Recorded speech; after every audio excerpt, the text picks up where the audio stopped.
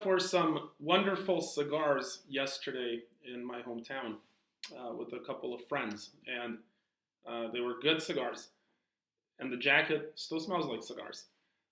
And one of my friends asked me a really interesting question, and I thought to elaborate a little bit on it because it's a topic that I think about a lot. And the question was, how can you go in front of a group of people, whether it's on stage in front of a group you don't know, or whether it's to your own company, people that you work with that you know and that know you. How do you go in front of them, speak to them, and speak confidently? Oftentimes, pretty much all the time in my situation, anyways, not having a prepared specific speech, but really just having a couple of points to cover. But how do you speak confidently and say it all out and not be afraid of saying the wrong thing, or not be afraid of, not being afraid of a miscalculated move when you're dealing with a large group of people or any people at all. So the key, the foundational question is one to do with confidence. Where does the confidence come from, and what is that confidence? And I might not have the right answer for it, but I do have an answer for it that I've thought of because I thought about it a lot for a long period of time before that question came up. And confidence to me is when your insides, like what you think, what you feel, who you are, what you believe, match with your outsides, meaning that you act based on who you are, what you believe, and you're not presenting an image of yourself that is not really who you are.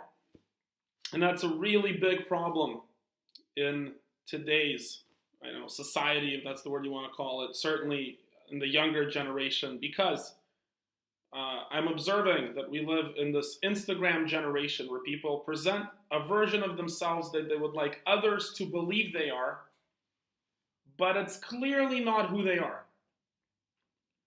First of all, everybody's a 10 on Instagram. I have probably the most beautiful friends ever because everybody's a 10 on social media. Like, I know them in real life. No, they're not that. But on social media, they're all a 10.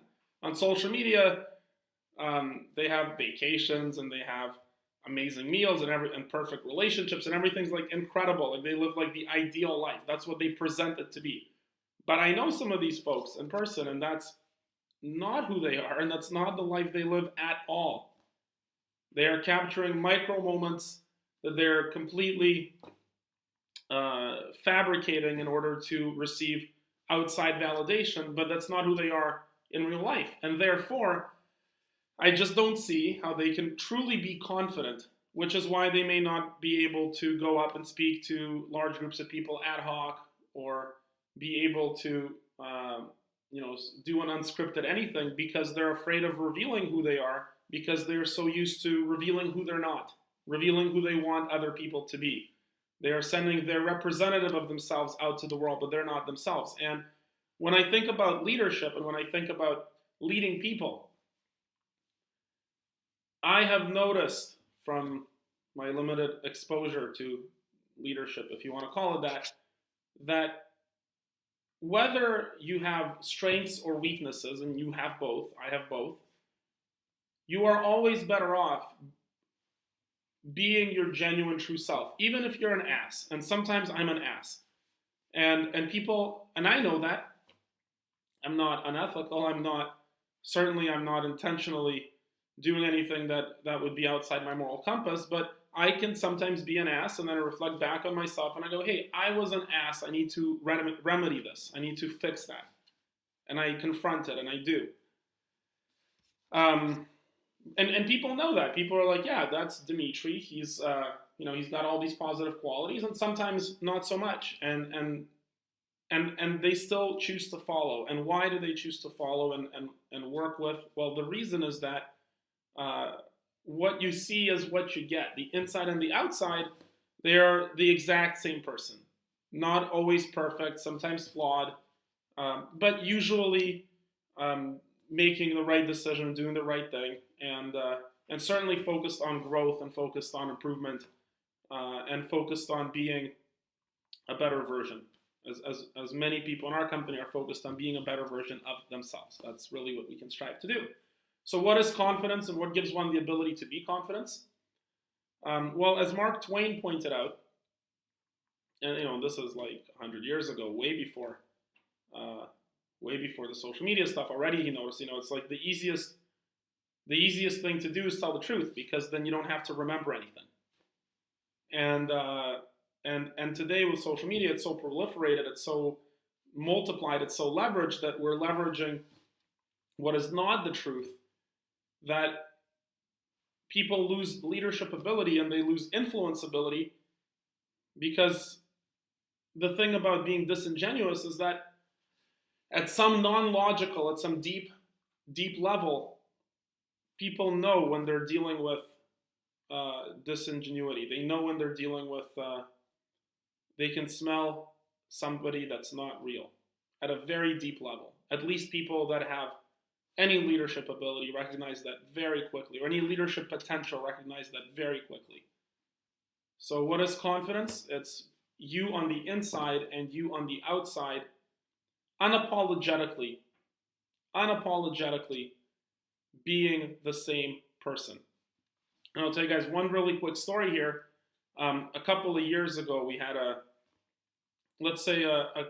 client we didn't see eye to eye with. And many people know the story because it went international. It got coverage in more than 20 countries, even got on Fox somehow.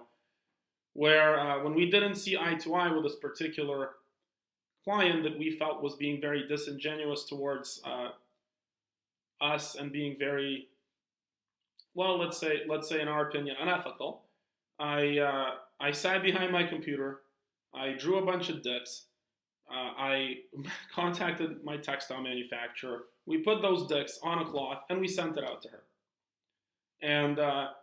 And some people, and it turned out, and some people were afraid. They said, "Oh my goodness, that's not something you do." And my reply was really straightforward. I said, "Well, look, guys," and this was internally in our company. I said, "Look, guys, this is who I am. I'm a person that stands up for what I believe in. I'm a person that stands up for truth. I don't particularly care about political correctness. I care about correctness. I care about the honor of principle. I care about the truth. I care about doing things right. I don't care about trying to look good. That's not important to me. In terms, my reputation is what people think of me, but what I care about is who I am, my character.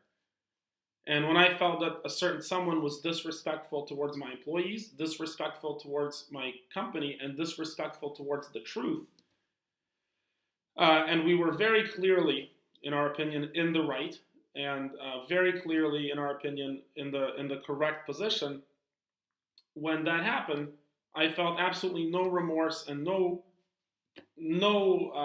hesitation whatsoever to send a very clear message in the way that I send a message, which is drawing a bunch of dicks and sending it on a shirt. And I told my guys that, look, if this is not the kind of leader that you want to work with, I understand and I appreciate and I respect your decision. And you shouldn't work with me because that's the kind of leader I am. That's the kind of person I am. Forget leader. That's the kind of person I am.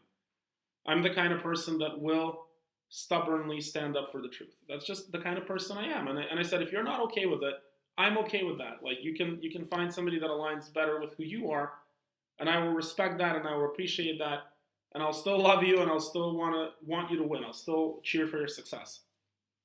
But that's just the genuine version of how the true genuine me will deal with this specific extremely extreme situation. And most people, I think maybe all of the folks that were internal on this, lined up and said, you know what, we're cool with it because we know this is you. We know what you mean with it. We know your intent with it. We know this is you. And what's cool about it is even though it was an extremely risky move, it was an extremely, in today's court of public opinion, that's a very risky move. People lined up behind it.